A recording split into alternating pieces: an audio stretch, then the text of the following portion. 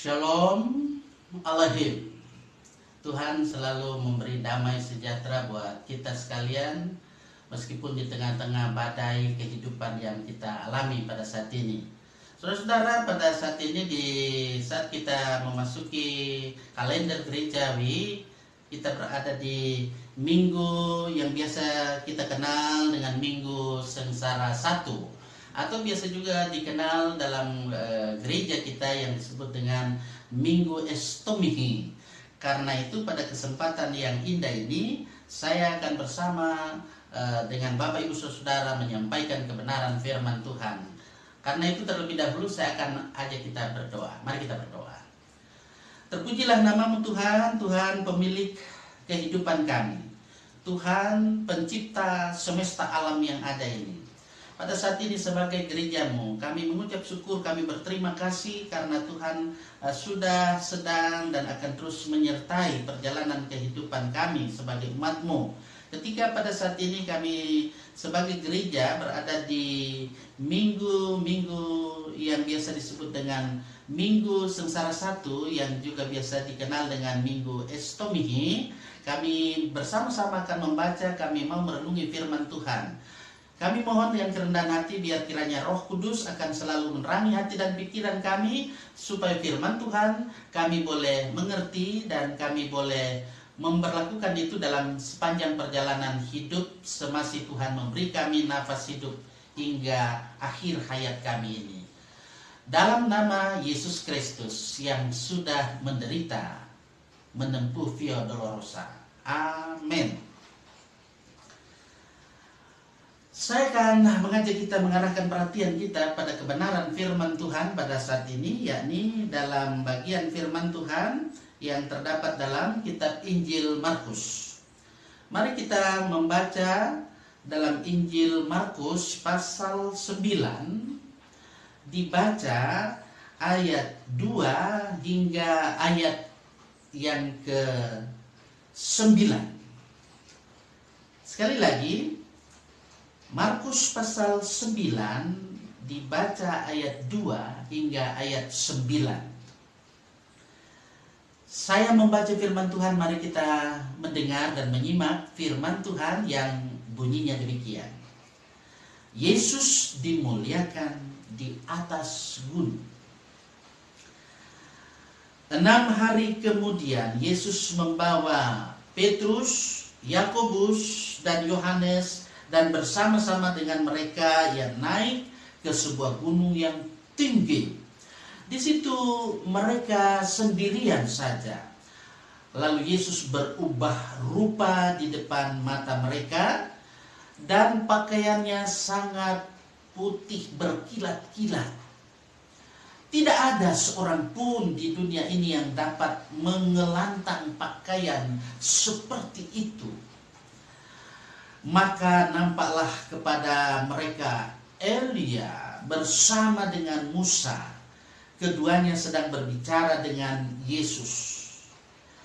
Kata Petrus kepada Yesus, "Rabi, betapa bahagianya kami berada di tempat ini. Baiklah, kami dirikan 3 kemah. 1 untuk engkau, 1 untuk Musa, dan 1 untuk Elia."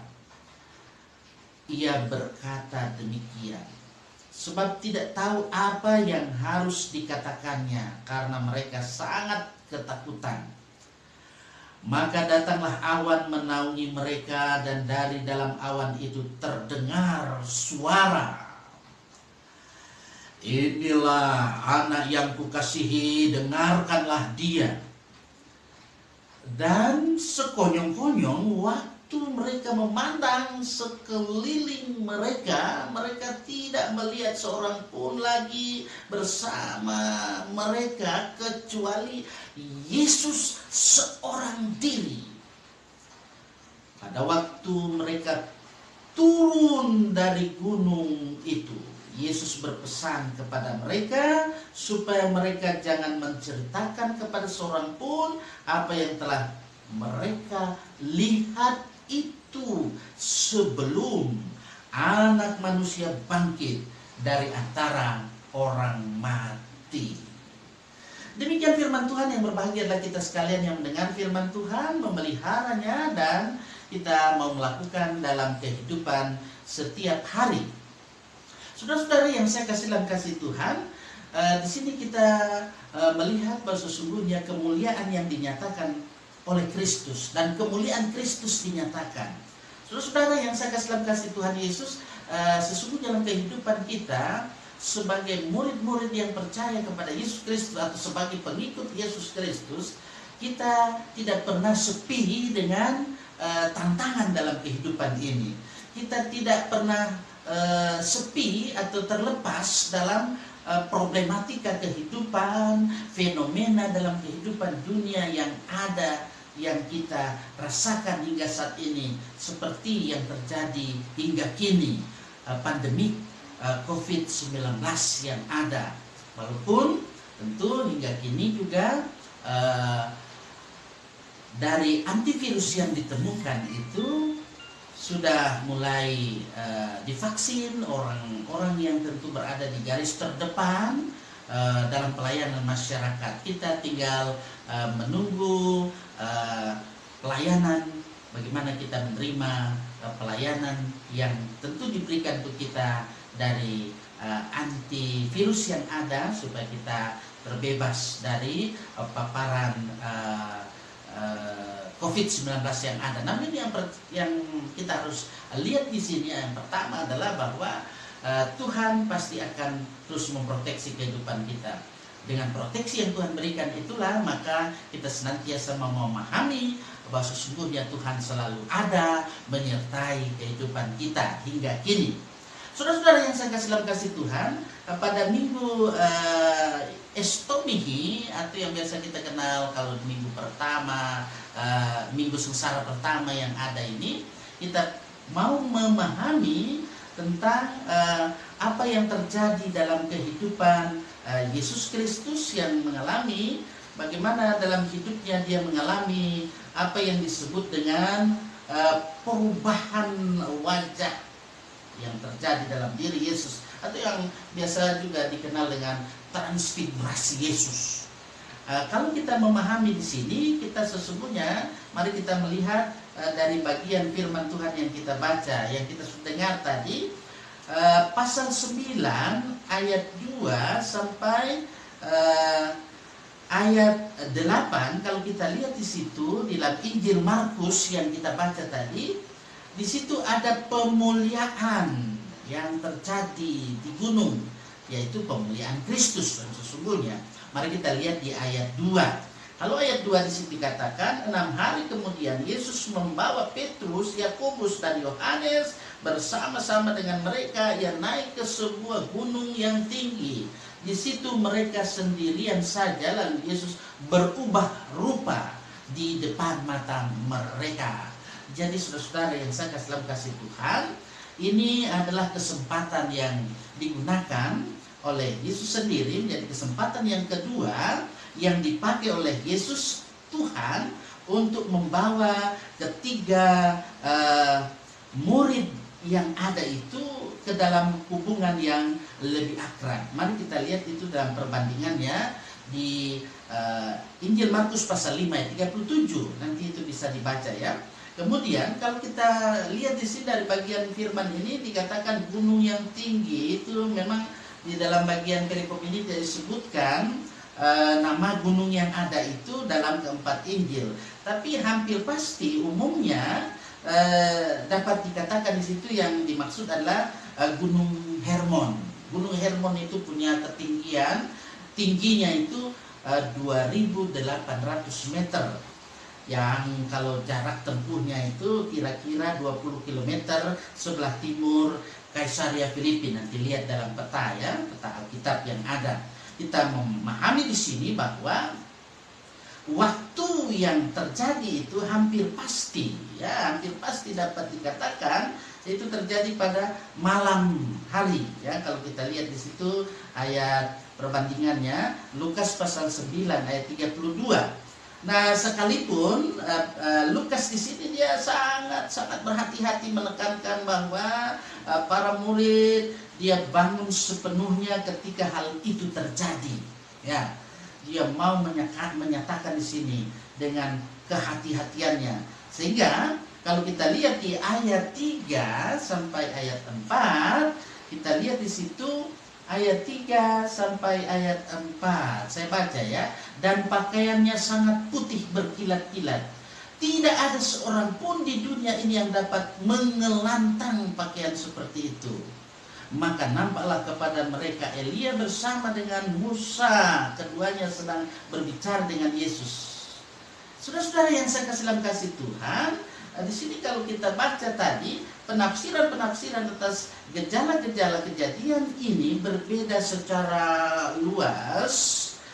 Mulai dari mereka yang menganggap cerita ini tidak lebih dari dongeng, tidak lebih dari perumpamaan, tidak lebih dari simbol, atau yang menerangkannya sebagai suatu cerita kebangkitan yang lebih dahulu dimasukkan ke dalam hidup Yesus, hingga kepada golongan yang menuntut cerita ini sebagai suatu gejala spiritisme. Apa itu spiritisme? Spiritisme itu pertemuan untuk mencoba berhubungan dengan roh orang mati. Seperti itu. Sebagai jawaban terhadap pandangan yang terakhir ini dapat ditunjukkan, kita lihat di sini bahwa tidak ada, ya sekaligus tidak ada hubungan antara Musa dan Elia dengan para murid, dan hal yang dibicarakan adalah di sini salib. Jadi yang dibicarakan di situ adalah salib. Kita lihat di dalam Lukas pasal 9 ayat 31, yang biasanya tentu tidak menjadi bahan pembicaraan dalam pertemuan semacam itu. Saudara-saudara, mari kita lihat di ayat 5 sampai ayat 6. Ayat 5 sampai ayat 6, di situ kita membaca bahwa kata Petrus kepada Yesus, "Rabi, betapa bahagianya kami berada di tempat ini. Baiklah kami dirikan 3 kemah, 1 untuk engkau, 1 untuk Musa, dan 1 untuk Elia." Ia berkata demikian sebab tidak tahu apa yang harus dikatakannya, karena mereka sangat ketakutan. Saudara, kita melihat di sini ada tingkah laku murid Yesus, yakni Petrus sendiri, yang cocok sepenuhnya bagi kehidupannya, dan dengan kuat dia membuktikan sifat historis dari cerita itu, seperti yang juga tampak dalam kepatutan cerita yang ada itu dalam hubungannya.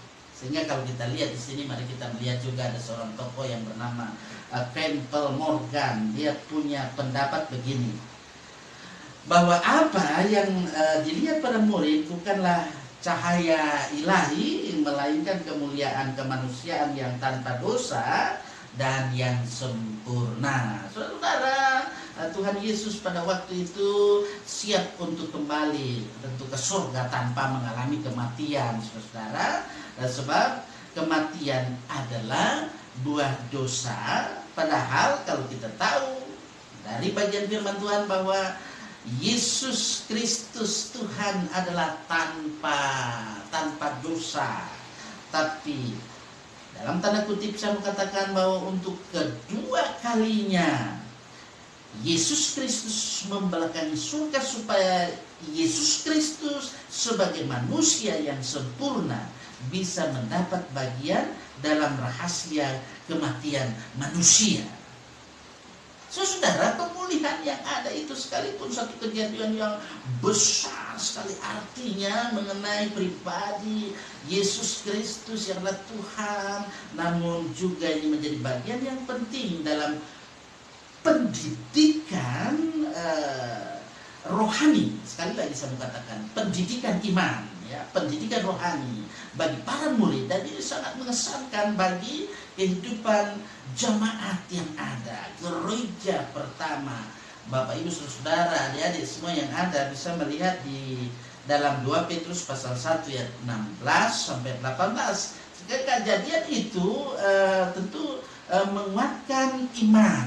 Sekaligus saya mengatakan di sini, inilah satu kekuatan, ini satu power, iman, kekuatan iman yang mungkin ya bisa saja sudah mulai goyah setelah pernyataan tentang penderitaan. Kalau kita lihat itu dalam pasal 8 ayat 31 dan juga ayat 34. Saudara-saudara, kejadian ini mau menunjukkan bahwa sebenarnya konsepsi tentang Mesias yang menderita itu bukanlah bertentangan dengan perjanjian lama dalam Alkitab, melainkan itu sudah sangat-sangat sesuai dengan kesaksian kitab Taurat dan juga para nabi yang diwakili oleh, disebutkan di sini ada Musa, ada Elia, nabi yang ada ini ya, Nabi Musa, Nabi Elia. Mari kita lihat di ayat 7. Ayat 7 saya baca, mari kita dengar bersama. Maka datanglah awan menaungi mereka, dan dari dalam awan itu terdengar suara, inilah anak yang kukasihi, dengarkanlah dia. Saudara-saudara yang saya kasih dalam kasih Tuhan, dikatakan di sini anak atau anakku.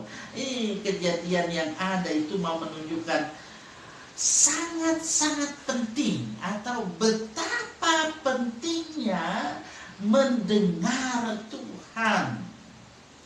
Jika Tuhan bicara tentang kesengsaraannya, kesengsaraan Yesus yang sudah mendekat, itu kita lihat bandingannya dengan kitab Ulangan juga ada dalam Ulangan pasal 18 ayat 15. Kemudian di sini kalau kita perhatikan si Petrus sebagai muridnya juga sudah atau telah tidak suka melakukan hal yang demikian. Kalau kita lihat itu di pasal 8 ayat 32. Nah, kalau kita lihatkan di bagian berikutnya itu di pasal 9 ayat 9 sampai 13 ya, turun dari gunung. Mari kita lihat di ayat 9. Ya, di ayat 9 saya membacanya kembali.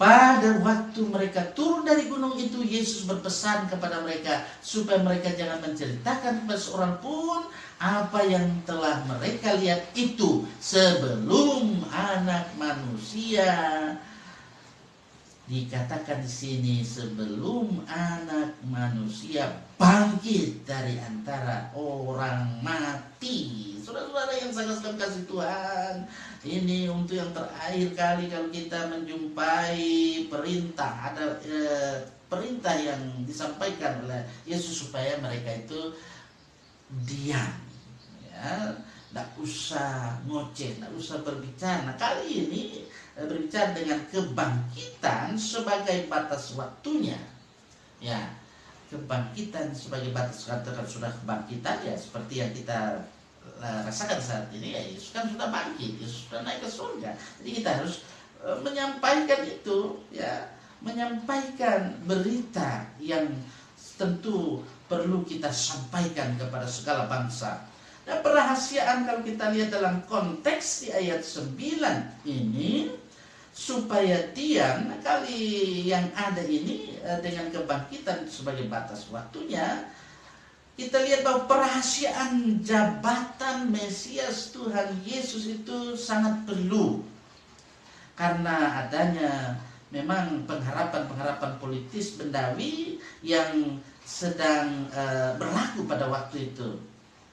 Namun Bapak Ibu Saudara, kita harus melihat di sini, sekali Yesus telah mati dan telah dibangkitkan lagi, ini suatu bahaya kalau dalam kehidupan ini untuk melihat dia sebagai Mesias yang duniawi itu akan berlalu. Jadi juga kita akan memahami apa yang dilihat, apa yang sudah dilihat oleh ketiga para murid itu akan membantu mereka untuk mengerti apa yang telah terjadi pada tubuh Kristus ketika kubur didapati kosong. Saudara yang sangat dalam kasih Tuhan, ini luar biasa dalam kehidupan kita sebagai umat yang percaya kepadanya. Dalam kehidupan kita ketika kita berada dalam situasi saat ini di minggu sengsara satu ini, dan juga ketika kita sebagai orang percaya, sebagai gereja di minggu yang disebut Estomihi, juga kita mengenal dengan di dalam perjalanan sepekan yang berjalan ini ada disebut dengan hari Rabu, yang disebut dengan Rabu Abu. Nah, ini biasa supaya jangan membingungkan kita. Ini kalau kita kenal adalah awal masa 40 hari, yakni masa persiapan menyongsong Paskah dan pembacaan bagian liturgi pada Rabu Abu yang ada sejak purbakala itu, sejak dahulunya itu dari bagian kitab Yoel. Itu seorang nabi yang tentu menantikan hari Tuhan. Apakah hari itu akan membawa kemunculan atau kemalangan, malapetaka atau keselamatan? Saudara-saudara, bahwa sesungguhnya tanda-tanda zaman yang membuat Nabi Yoel itu menjadi sangat takut. Hari Tuhan itu sudah dekat, suatu hari gelap gulita dan hari yang kelam, kabut. Itu kalau kita membaca juga dalam Perjanjian Lama, Yoel pasal 2 ayat 2. Namun Bapak Ibu Saudara yang saya kasih dalam kasih Tuhan, perlu dipahami bahwa suatu hari gelap gulita yang ada yang kelam kabut itu, kita akan melihat di sini bahwa tidak dapat dibayangkan, tidak dapat diramalkan. Satu-satunya yang pasti, ingatlah bahwa hari itu adalah hari Tuhan yang pengasih dan penyayang, panjang sabar, berlimpah kasih setia. Oleh karena itu, dengarkanlah firman Tuhan menjadi ajakannya.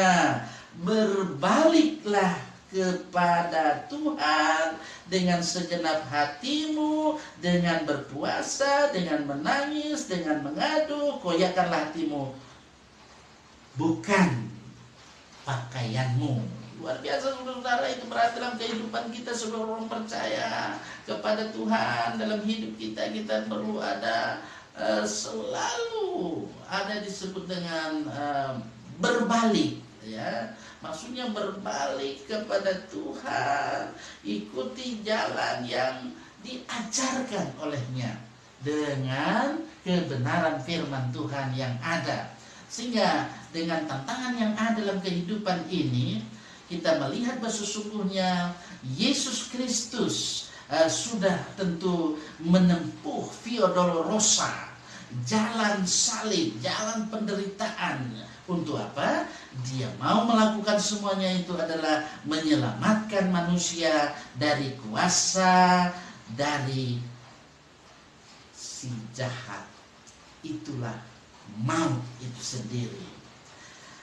Dengan minggu sengsara yang kita jalani, penderitaan dan salib yang ada bukan menjadi satu lambang kehinaan, sebab itu satu pengorbanan yang tak ternilai harganya. Tidak bisa dibayar dengan dolar, tidak bisa dibayar dengan rupiah, tidak ternilai harganya. Luar biasa, dahsyat. Sebab itu adalah pengorbanan yang luar biasa. Itulah jalan yang ditempuh untuk mencapai apa yang disebut dengan kemuliaan. Sehingga dengan demikian, Bapak, Ibu, Saudara-saudara dan saya sebagai orang yang percaya kepada Kristus diingatkan supaya kita tidak perlu takut, kita tidak perlu cemas, kita tidak perlu khawatir menghadapi berbagai fenomena, berbagai problematika dalam hidup ini, baik kehidupan secara pribadi, dalam kehidupan keluarga, dalam kehidupan berjemaat, dalam kehidupan bermasyarakat,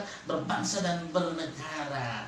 Kita ikut jalan Tuhan, ikut bagaimana kita mengalami berbagai tantangan dalam dunia ini, sekalipun harus menderita, karena kita menunaikan segala tugas dan tanggung jawab yang mulia yang Dia berikan, walaupun konsekuensinya sebagai orang percaya kita terima. Dan yang pasti bahwa dalam kehidupan ini, dengan tanggung jawab yang Dia berikan, kita hadapi tantangan pergumulan, selalu kita memandang kepada Kristus yang rela. Dia rela menanggung semuanya itu demi untuk keselamatan kita, demi untuk membaharui kehidupan kita, supaya kita layak di hadapannya. Oleh karena itu, mari datanglah selalu kepadanya. Kita selalu mau berbalik kepadanya. Koyakkanlah hati kita, bukan pakaian kita. Tuhan mau datang untuk Bapak Ibu Saudara dan saya, untuk generasi milenial yang ada, untuk generasi tua yang ada, siapapun kita yang ada, kita mau selalu membaharui kehidupan kita. Kita berbalik kepada Tuhan, kita senantiasa hidup berkenan kepadanya. Walaupun kalau kita sendirian kita tak sanggup rasanya, tapi di jalan bersama dengan Yesus, bersama dengan kuat kuasa Roh Kudusnya, saya yakin kita akan diberikan solusi mengatasi berbagai problematika dalam kehidupan ini, berbagai fenomena yang terjadi dalam kehidupan di dunia ini. Terpujilah Yesus Kristus. Soli Deo Gloria. Amin.